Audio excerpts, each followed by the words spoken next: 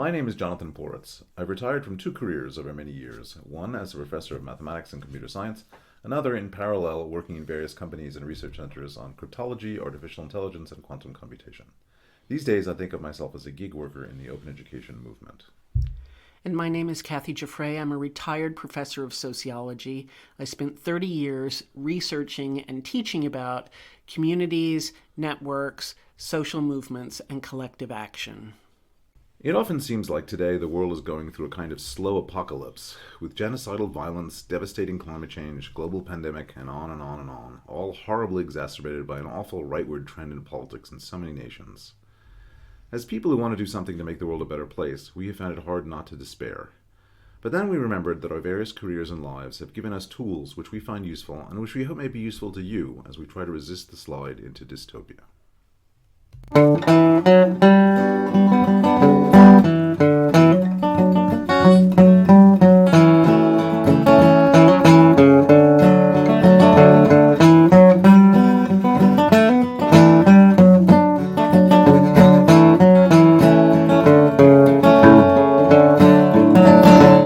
Okay, Jonathan, what are we talking about today? We decided to jump right now into a tech episode on how to send information, messages, documents, and so on the internet securely. We're thinking people may want to send something important to a journalist or to some kind of watchdog organization, or maybe you want to contact someone for something very specific, like the location, date, and time for an appointment in a neighboring state to get a vaccine for your child or to get important gynecological care. Yeah, I've been reading lots of things in the news lately of people inside some of these government agencies that are being attacked saying, I would really like to get some of this information out, or maybe out to journalists. How do I do that without being tracked? Okay, so that's definitely one of the major use cases we're going to talk about, the kind of technical solutions we're describing today. Let me preface this by saying that what we're going to talk about today is well covered already on the internet in a number of places. I tend to go to the less corporate interests, the more community-driven sites. So the two places I want to strongly recommend people look into are Wikipedia, which has great community-created resources. Also the wonderful organization called Electronic Frontier Foundation, EFF, and their website is eff.org. Those are great places to go for information, which we are then going to give details and context and background on some today. Let me mention the EFF. They have a huge website called Surveillance Self-Defense. It's ssd.eff.org. And I'm going to be talking about a lot of things that are in there today, but as I said, a slightly different perspective. Okay, let's start out by talking about some of the things that the Surveillance Self-Defense of the EFF outlines as things that users need to think about. And one of the things they talk about right away in the Surveillance Self-Defense is that we should have a security plan. And here on the screen is a series of questions we have to ask ourselves about what we're doing with security, kind of like the example that you gave a minute ago of an application. But the questions the EFF suggests we think through are, what do I want to protect? Whom do I want to protect it from? How bad are the consequences if I fail? How likely is it that I will need to protect it? How much trouble am I willing to go through to prevent potential consequences? And who are my allies? I should mention, by the way, that this is what's called by security professionals your threat model.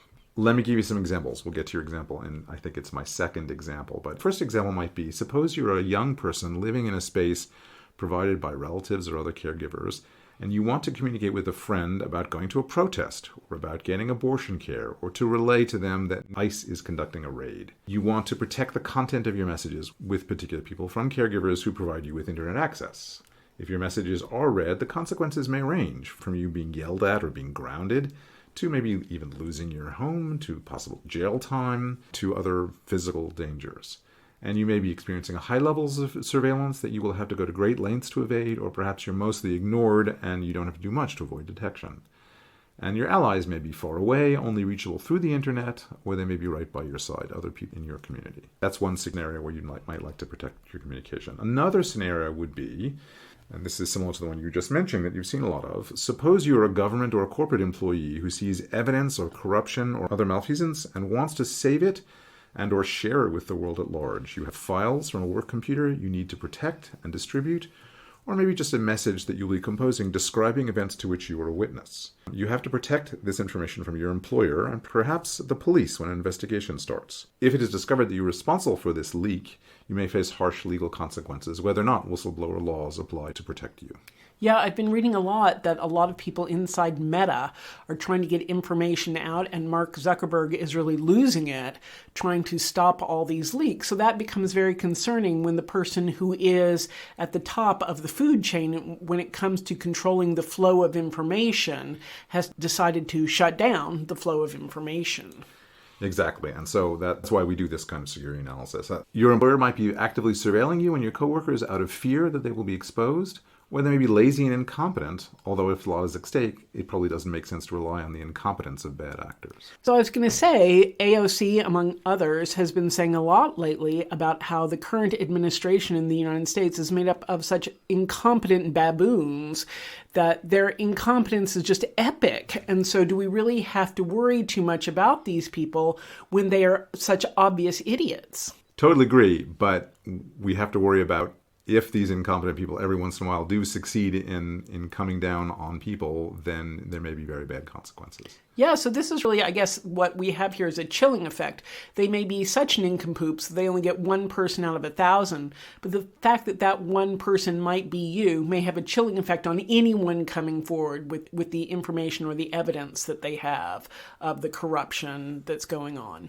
Yeah, okay, and the final question would be, who are your allies? And in this context of the whistleblower, your allies, of course, are the public and civil society organizations, journalists, and many people of goodwill, both near and far. Okay, so what I want to talk about today is the basic piece of technology that applies in both of those cases, which is encryption. First, a little bit of terminology. Encryption, it means the process of taking some information. In the modern world, this is usually digital data, such as files or messages or even an audio-video stream, and in some way scrambling it so that only the originator and the intended recipient can understand it, while anyone else who sees the encrypted data only sees gibberish that they cannot usefully interpret. On the other end, when you take that gibberish data and turn it back into useful data, that is called decryption on the receiver's end. A couple of quick notes. It's possible that the receiver could be the same person, but at a later date. So in some sense, you could be sending a message to future you. What do I mean? I mean, suppose you have something really important you want to save on your computer because you think it's going to be useful in a whistleblower complaint coming up in the future, but you're concerned, you're not ready to send it, you want to keep it. You're concerned what may happen to your computer. So what you do is you encrypt it sitting there on your computer at rest, we call it, and that way it would be safe no matter what happens to your computer. And then later on, you would come back and you would decrypt it and maybe use it for some whistleblowing purpose. Another quick point about this basic idea of encryption is that when we talk about encrypting messages, there are ways to do that, but it's very hard to conceal the fact that you are communicating with someone at all. For example, if an encrypted message goes from person A to person B just before person B packs up and leaves where they were moments ahead of an ICE raid at B's address, it might be easy to convince a judge that that communication, even if it can't be read, was a warning. Yeah, so I could see, maybe someone can't read your message, but they're asking, well, why were you emailing a journalist in the first place? Exactly, and we're not going to have time to go over that in great detail, but the EFF's Surveillance Self-Defense website talks about this particular scenario and mentions things like, don't send that message from your work computer because they're going to be tracking who's connected to whom from work computers. And as well, when you make those whistleblower communications with journalists, do it from a fresh email address, not an email address that is connected with you in any way. Even if it's protected by encryption, the very fact that you are communicating with a journalist may be considered incriminating. All right, let's talk about some specifics of encryption. It has a very long history in Europe, going back to the ancient Greeks and the ancient Romans. An example that is fun to look at is one which is called the Caesar cipher. The Caesar cipher is the following method. You take a message, you take every letter and you shift it 3 letters forward in the alphabet. So instead of writing A, you write D. Instead of writing B, you write E, etc., etc. If you get toward the end of the alphabet and you fall off the end of the alphabet, you simply wrap around to the beginning. So X wraps around to A, Y wraps around to B, and Z wraps around to C. To decrypt this message, you take every letter in this scrambled-looking message, and you simply shift it 3 steps back in the alphabet, again wrapping around the end of the alphabet if you have to. So, Jonathan, that seems like it's not exactly rocket science, that someone would decipher that in 1 second. So I totally agree. Caesar was thousands of years ago. We're not saying these are modern techniques, but they actually can be surprisingly effective.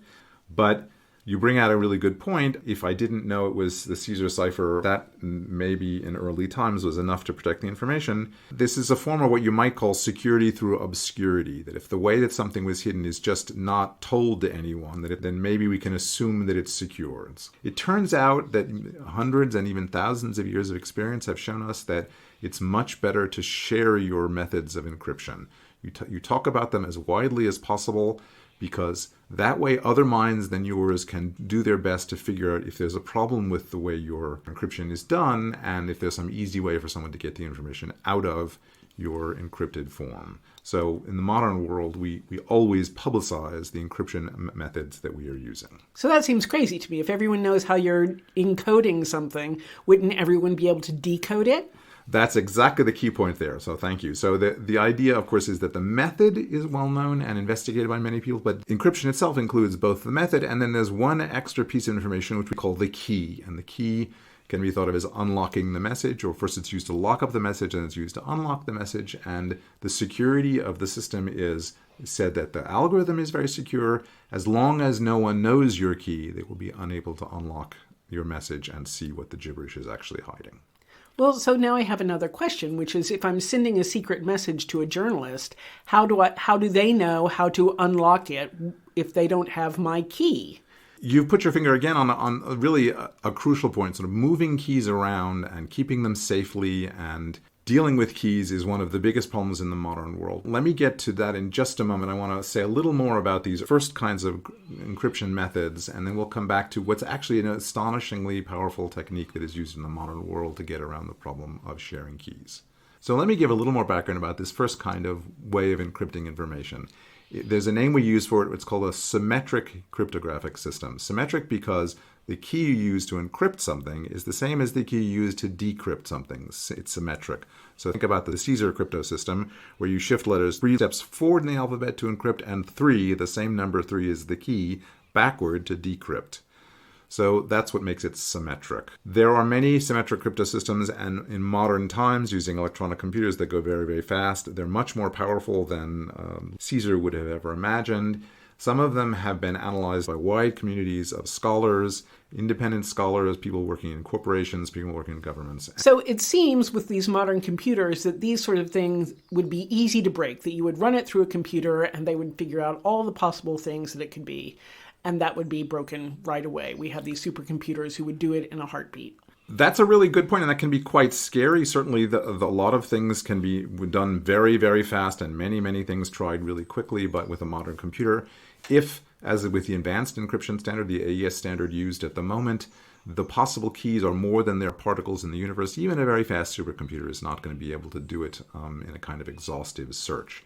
Right, so this is what I'm thinking about. When we have spies, presumably they have someone back at headquarters who's expecting an encrypted message from them. But if I'm a whistleblower inside an organization trying to contact a journalist, how am I going to get something to them? They're not expecting an encrypted message. They're going to get gobbledygook from me and when they open their email and not have any way of figuring out what that means or what it's about. Okay, so there's a great thing that was discovered in the early 1970s, and it's called asymmetric encryption, otherwise known as public key encryption. It seems like a paradoxical system at first, but it's very powerful. It is what is practically used. In just a moment, I'll show you an example of how you would use it to send a message to a journalist.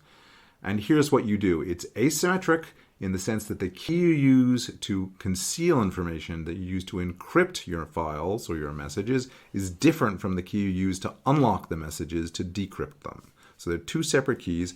The one that is used for encryption is called the public key, and the journalist or the person who wants to be able to get messages posts their public key in a very public place, like on their web page. I'll show you an example in just a second. The private key, the one that's used to unlock messages, is kept extremely privately, as the name says, and must be very secure, and is used in another piece of software to take this gibberish that comes to them off the internet and interpret it back into the message that the sender had intended to send. So let me make sure I'm understanding this. If everyone in the world wanted to send a message to a journalist, that journalist would have on their web page or somewhere in their contact info their public key, and I would copy and paste that somewhere in my message, and it would turn my message into code, but everyone could use that code to send it to this journalist. But we can't read each other's messages. Someone else can't, who has that public key, couldn't read the message I was sending. That's exactly right. So let's look at an example here. So I'm showing on the screen a web page which is on the Guardian website. The Guardian in the UK is a wonderful newspaper. It doesn't seem to have yet been purchased by oligarchs. And the Guardian wants people to be able to give them information in a secure manner. So there's a page on the Guardian website that lists a whole bunch of the Guardian reporters, and each of them has a public key. The system that is used is it was been called since 1990 when it was first made in a useful form. It's been called Pretty Good Privacy, PGP, and there's a version called Open PGP. So you see here it says PGP keys for these reporters, and there's a whole bunch of reporters, and each one of them has a key. And you and I can both separately download into our computer system. I'll talk about in a minute what computer system to use to take advantage of this asymmetric crypto system. Well, we can both download that key, that public key from this particular reporter into our systems, and you and I can both send messages using those keys, even though we both know the same key and we're both sending information with the same algorithm. Once you send your message, I cannot read it. Even though it was encrypted with the same key, I cannot read it. And you cannot read my messages. But when this reporter gets both of our messages, they come in, the reporter has the corresponding private key, and they can use some other software to then reinterpret those gibberish messages into the meaningful messages that you and I separately sent. So I'm not a computer expert. I'm a person who uses Gmail. How do I do that with my Gmail account? I don't understand the mechanics of making that happen. That's a really good question. So at the moment, there is a tool which is very helpful to do this, which is recommended both by the EFF and by The Guardian on the website that lists these public keys for the Guardian reporters. And the tool is called Malvelope. It's spelled Mailvelope, Malvelope, and you can go to malvelope.com. And it's what's called a browser extension, which means a piece of software you add to your browser.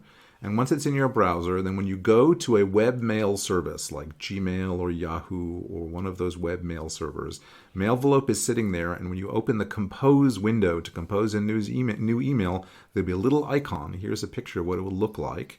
And if you click on this, it will offer you the option of encrypting your message. As we've said, you want to send encrypted to a particular person, to that reporter, and if you've ingested into Malvelope the public key of that particular reporter, it will be one of the options Malvelope gives you. You can say, I want to encrypt this for that particular reporter. You type it in the normal way into that little window. When you click send, Malvelope then will immediately encrypt your message according to that reporter's public key, send your encrypted message through Gmail. Gmail will send to the Guardian, and at the Guardian end, the reporter is probably also using Malvelope. When they open this message in their inbox, here's what it would look like if you just looked at the plain text of that image. You see there's a little header at the top that says PGP, meaning that the rest of this gibberish is a PGP encoded message. And using Malvelope, you can then open it up using the private key that only the journalist's copy of Malvelope has the private key. The journalist can therefore open the message and read the content. So I can only do this if the person I'm trying to contact already has set up a public key and a private key and has put that public key somewhere where I can get my hands on it. That's exactly right. So if we want to communicate with people in this secure way, good journalistic outfits like The Guardian will have posted their public keys of their reporters or their editors somewhere. If you want to be able to communicate with someone individually, you want people to be able to send you messages, and you're not with a major newspaper, you might create this key. If you're using the Malvelope tool, there is an option to generate a new key, and it will generate the private key, which you should keep safely. I'll talk about that in a minute. But it will also generate the public key, and when you take this public key, you should put it someplace very public. So for example, on my personal webpage, I have a public key that I generated in Malvelope, and it's sitting there. Anyone who wants to send me private messages goes to my webpage, downloads it, and then they can send me a message encrypted in this way. So all of us could do that, just us private citizens out there. We could all have this. And if I wanted to send recipes to my brother, it could all be encrypted, and he could encrypt things to me too, as long as we both have our own public key and private key. Yeah, I'm not sure what threat model we're imagining here, where your recipes are need to be protected so carefully, but They're pretty good recipes. all right, I want to taste them. But so you're absolutely right. You and your brother should both go through this exercise of generating a public key, private key pair. And when he sends you a request for a recipe, he should encrypt it using your public key. You will use your private key to decrypt his message. You will then compose a message to him. You will encrypt it with his public key and send it out over the internet, and he'll be able to decrypt it using his private key. So this is something that everyone can use and everyone can generate for private communication. Okay, so the private key sounds really important, and most people, I assume, just write that on a Post-it note and stick it to their computer monitor so that anyone can find it, Oh right? dear, I hope not. So you're absolutely right, and actually, it's a big chunk of data. When you are generating these keys, they'll give you a choice as to how big a key to generate. Always pick the maximum because it takes a fraction of a second longer to use if it's the maximum, but it gives you much more security. It's going to be some mess of 2048 bits in a row or something like that. It's going to be horrible. You'd never write it down. You'd never type it in anywhere by hand. You want to put it in a file and move the file around that way. So when you save it, though, you want to save it someplace really securely. So here's the thing I would like to recommend that people do, which is things that are really valuable to you, like your private key, digital things that are really valuable to you. You keep them in secure computer memory. So the best way to make a secure piece of computer memory is to make an entire drive encrypted, so like a thumb drive. So take an external thumb drive for your computer, and all modern operating systems will allow you to do this. Take a thumb drive, plug it into the USB port on your computer, and then take a blank one because you're going to trash all the data that's on it.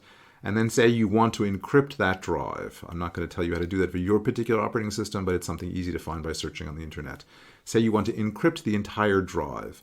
When you encrypt the entire drive, it's going to ask you for a passphrase. This is like the key for an encryption system, but it's something that you as a human can remember. And you should make something that you can remember that will be used to lock up and then later unlock the information on that thumb drive. So this is like my password that I can remember, because I'm thinking if I encrypt this, then I have to have the key for that, and then I've got to encrypt that, and so I've got to have a key for that, and then I've got to encrypt that, and it's turtles all the way down. That's right. I recommend that we just stop at one turtle. So let's imagine that this thumb drive where you're going to keep your private key for communicating with people is the one place that you're going to really protect. So get a really good passphrase, but one that you as a human can remember. Remember, the private key you're using for communication with PGP is a mass of bits you don't want to remember. Let's encrypt the thumb drive with something with a lot of protection, but something you can remember. So here I want to recommend something that is kind of fun and extremely powerful. So mostly when people choose passwords, they pick something like their favorite song and they take the first letter of the words in the first line of that song, and they do something which I think is clever. They turn all the E's into threes and all the I's into ones. Those turn out to be very easy to crack. They're hard for humans to remember, but they're very easy for computers to try all such simple permutations. And looking at your Facebook posts, I can predict your favorite song, for example. So those are not good security. The best place to find a little bit of security is with randomness.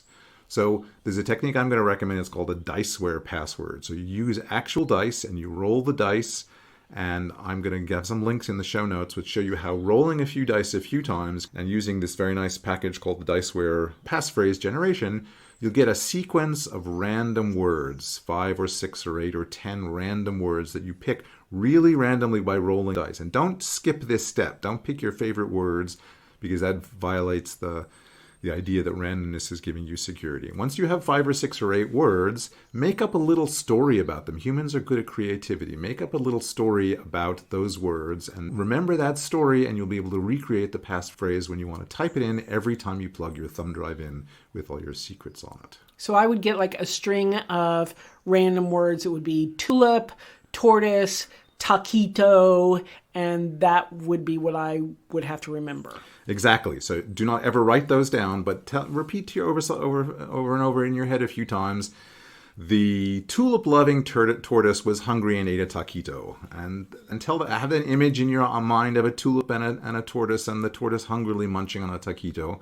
And then the next time you plug in your thumb drive, you'll be able to recreate those words and that will be your passphrase. So, Jonathan, we're living in this world now where we all may need to communicate in these encoded ways because the people who are controlling communication are exactly the people that we don't want reading things like our emails. So, how does just a regular person on the street go about doing this if they don't have a whole lot of computer savvy and they don't know all the things that you know about cryptology? All right, I'm going to give us 4 practical things to do to help us be more secure in this scary world you just pointed out. The first one is simply go to some useful websites and read a little more about this. A great place to start is the Security Self-Defense site run by the Electronic Frontier Foundation. That's ssd.eff.org. The next one is, and this is described on the EFF Security Self-Defense site, but let's make one of these great passphrases. So I'll have links in the show notes. Use this technique called diceware to generate a strong passphrase. It's going to be a bunch of nonsense words that you will then make a little story you tell only in your own head. You don't write it down anywhere. That will enable you to have a secure passphrase that will protect data for you in the future. The third step is then use that passphrase. Get a fresh thumb drive and plug it into a computer you have access to and reinitialize the thumb drive now with encryption turned on. It's going to ask you for a passphrase. Say that you would like to be required to enter that passphrase every time you plug the thumb drive back in. You should not remember the passphrase for you, so the next time it plugs in, you don't have to type it in again. That takes away the security. But so encrypt your thumb drive using this new passphrase. All right, and step number 4 would be to really follow through on something I already suggested we do after episode 2, which is to install the browser extension called malvelope that allows you to send and receive encrypted email. So, Jonathan, I don't understand anything that you're saying right now. What do you mean install a browser? None of that makes sense to me. What are you talking about here? So this varies, unfortunately, from browser to browser, depending which one you're using and maybe which operating system you're on. I'll show you a few screenshots about how to do this on the browser I'm using at the moment, which is Firefox. I'm running under Linux. But anyway, in your browser, up on the top menu bar, there'll be a button somewhere, or maybe it's in the hamburger menu, or in this particular image I'm showing you, it looks like a puzzle piece. And if you click on it, it talks about extensions to the browser. Those are extra pieces of software that can add new capabilities to your browser. They're the ones I have installed at the moment, and there's the option to manage extensions. It pulls up another window that shows you more about the extensions you already have installed, and then there's a little window that says find more add-ons. And if I type in the word malvelope, MAILVELOPE, and hit enter, then it will go to some site which has all sorts of browser extensions, and it will find the malvelope browser extension. If I click on that, it will then give me very detailed instructions, which are usually just point and click and accept the end user license agreement.